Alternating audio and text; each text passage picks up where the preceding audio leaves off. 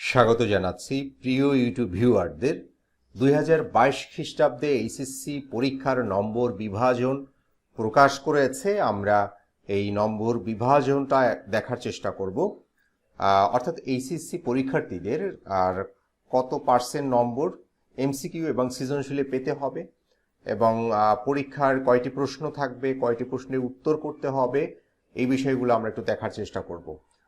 এখানে স্ক্রিনে আমরা দেখতে পাচ্ছি বলা হচ্ছে 2022 খ্রিস্টাব্দে এইচএসসি পরীক্ষার্থীদের পরীক্ষার সময় ও নম্বর বিভাজন নির্দেশিকা প্রকাশ করেছে রাজশাহী শিক্ষা বোর্ড।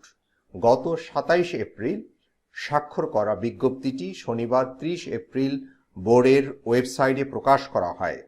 মাধ্যমিক ও উচ্চ শিক্ষা বোর্ড রাজশাহীর পরীক্ষা নিয়ন্ত্রক মোহাম্মদ আরিফুল ইসলাম স্বাক্ষরিত বিজ্ঞপ্তিতে বলা হয়েছে 2022 সালের এইচএসসি পরীক্ষার নম্বর বিভাজনের নির্দেশিকা প্রকাশ করা হলো।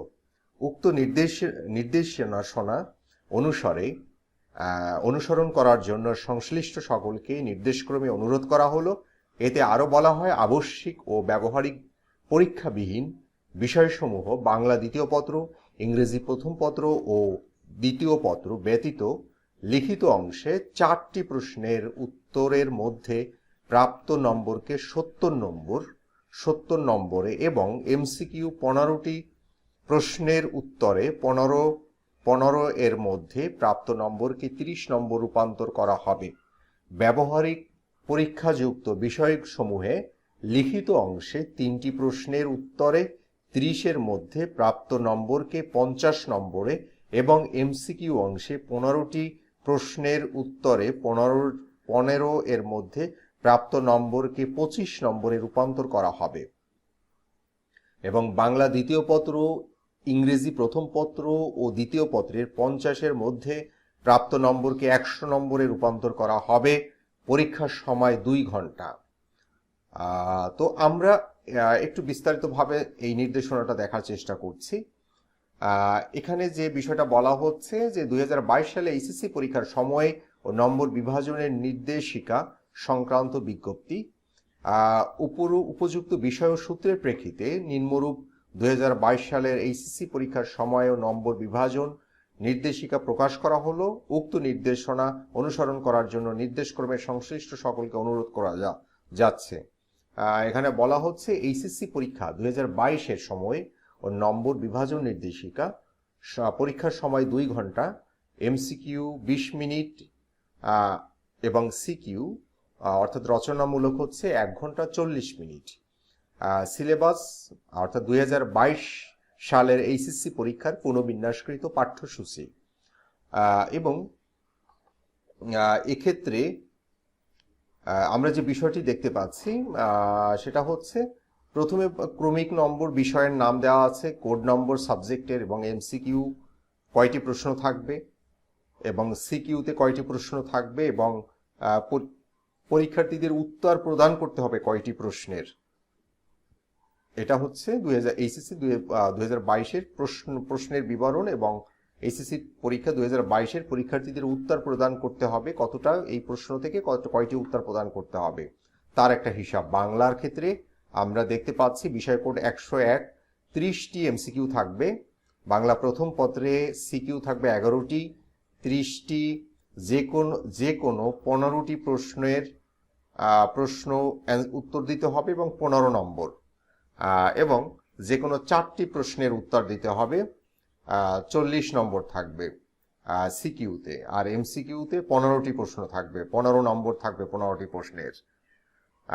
তারপরে হচ্ছে বাংলা দ্বিতীয় পত্রে 30টি প্রশ্ন থাকবে এমসিকিউ, এবং ইংরেজি প্রথম পত্রে 30টি প্রশ্ন থাকবে এবং ইংরেজি দ্বিতীয় পত্রেও 30টি প্রশ্ন থাকবে।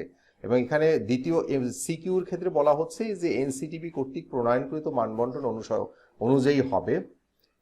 এবং এখানে যে বিষয়টা বলা হচ্ছে সেটা হলো এনসিটিবি কর্তৃক প্রণয়নকৃত মানবন্টন অনুযায়ী হবে, অর্থাৎ এখানে আলাদা কোনো নির্দেশনা নাই।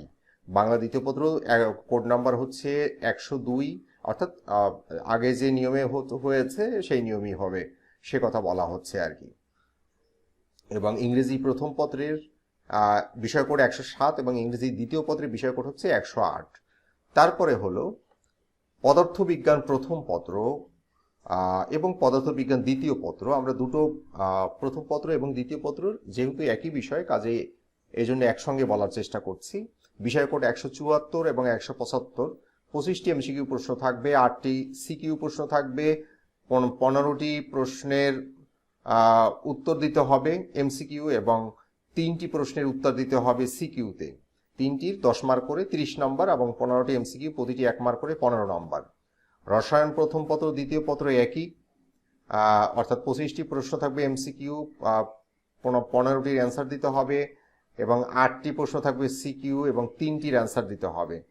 রসায়ন এবং জীববিজ্ঞান একই নিয়ম আমরা দেখতে পাচ্ছি জীববিজ্ঞানের ক্ষেত্রে, এবং উচ্চতর গণিতের ক্ষেত্রেও আমরা একই নিয়ম এখানে আমরা দেখতে পাচ্ছি। হিসাব বিজ্ঞানের ক্ষেত্রেও 30টি প্রশ্ন থেকে 15টি প্রশ্ন এবং 11টি প্রশ্ন থেকে 4টি প্রশ্ন হিসাব বিজ্ঞানের, এবং উচ্চতর গণিত হচ্ছে 25টি থেকে 15টি এবং 8টি থেকে 3টি। হিসাব বিজ্ঞানের ক্ষেত্রে আমরা দেখতে পাচ্ছি, অর্থাৎ সিকিউর ক্ষেত্রে 4টি প্রশ্নের উত্তর দিতে হবে, অর্থাৎ 11টি থেকে 4টি প্রশ্নের উত্তর দিতে হবে সিকিউর ক্ষেত্রে। তারপর হচ্ছে ব্যবসা সংগঠন। হিসাব বিজ্ঞান প্রথম পত্র এবং দ্বিতীয় পত্র একই। হিসাব বিজ্ঞান প্রথম পত্রের বিষয় কোড হচ্ছে 253 এবং হিসাব বিজ্ঞান দ্বিতীয় পত্রের 254, এবং ব্যবসা সংগঠন ব্যবস্থাপনা একই, অর্থাৎ 30টি প্রশ্ন থাকবে এমসিকিউ, এর থেকে 30টি প্রশ্ন থেকে 15টি প্রশ্নের উত্তর দিতে হবে এবং 11টি সিকিউ থেকে 4টি প্রশ্নের উত্তর দিতে হবে। ব্যবস্থাপনা প্রথম পত্র দ্বিতীয় পত্র একই। ফিনান্স, ব্যাংকিং ও বিমা একই নিয়ম, এবং ফিনান্স, ব্যাংকিং, বিমা প্রথম ও দ্বিতীয় পত্র, এবং উৎপাদন ব্যবস্থাপনা বিপণন প্রথম ও দ্বিতীয় পত্র, অর্থাৎ এমসিকিউতে 30টি প্রশ্ন থাকবে, 15টি প্রশ্নের উত্তর দিতে হবে, এবং সিকিউতে 11টি থাকবে এবং 4টি প্রশ্নের উত্তর দিতে হবে, এবং ওই 4টি প্রশ্নের উত্তর হচ্ছে 10 মার্ক করে 40, এবং এমসিকিউর ক্ষেত্রে প্রতিটি মার্কস 1 করে। যুক্তিবিদ্যার ক্ষেত্রেও আমরা একই নিয়ম দেখতে পাচ্ছি। যুক্তিবিদ্যা প্রথম পত্র দ্বিতীয় পত্র, তারপরে হচ্ছে ইসলামের ইতিহাস ও সংস্কৃতি প্রথম দ্বিতীয় পত্র, ইতিহাস প্রথম ও দ্বিতীয় পত্র একই নিয়ম, এবং পৌরনীতি সুশাসন প্রথম ও দ্বিতীয় পত্র একই নিয়ম, এবং অর্থনীতি প্রথম ও দ্বিতীয় পত্রের একই নিয়ম। সমাজবিজ্ঞান, সমাজকর্ম এবং ইসলাম শিক্ষা প্রথম পত্র এবং দ্বিতীয় পত্রে একই নিয়ম, এবং ভূগোল ও পরিবেশ প্রথম ও দ্বিতীয় পত্রের একই।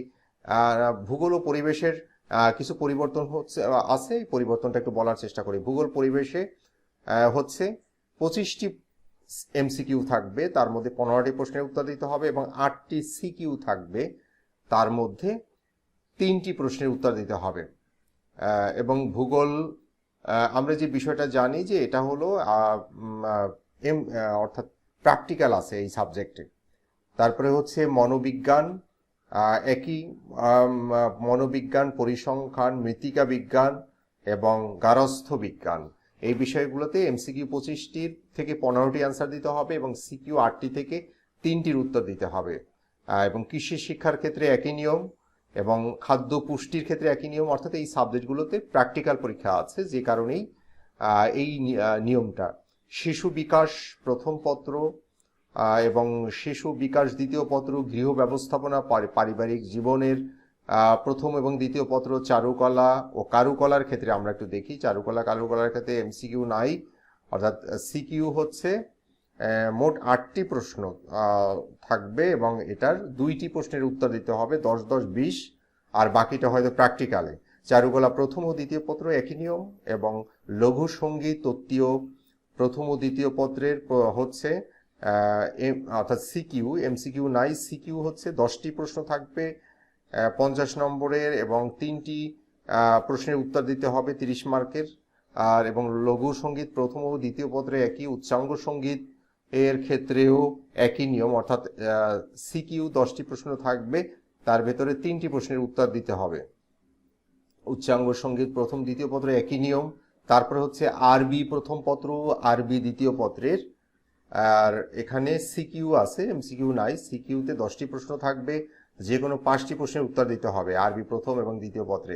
সংস্কৃত প্রথম এবং দ্বিতীয় পত্রে একই নিয়ম, এবং পালি প্রথম এবং দ্বিতীয় পত্রেও একই নিয়ম, অর্থাৎ সিকিউ 10টি প্রশ্ন থাকবে এবং যে কোনো 5টি প্রশ্নের উত্তর দিতে হবে। এখানে একটু বলা হচ্ছে একটা বিষয়, সেটা হলো আবশ্যিক ও ব্যবহারিক পরীক্ষাবিহীন বিষয়সমূহে শুধুমাত্র বাংলা দ্বিতীয় পত্র, ইংরেজি প্রথম ও দ্বিতীয় পত্র ব্যতীত সিকিউ অংশে 4টি প্রশ্নের উত্তরে 40-এর মধ্যে প্রাপ্ত নম্বরকে 70 নম্বর, যেটা আমরা প্রথমেই বলেছি, এবং এমসিকিউর ক্ষেত্রে 15টি প্রশ্নের উত্তরে 15-এর মধ্যে প্রাপ্ত নম্বরকে 30 নম্বরে রূপান্তর করা হবে।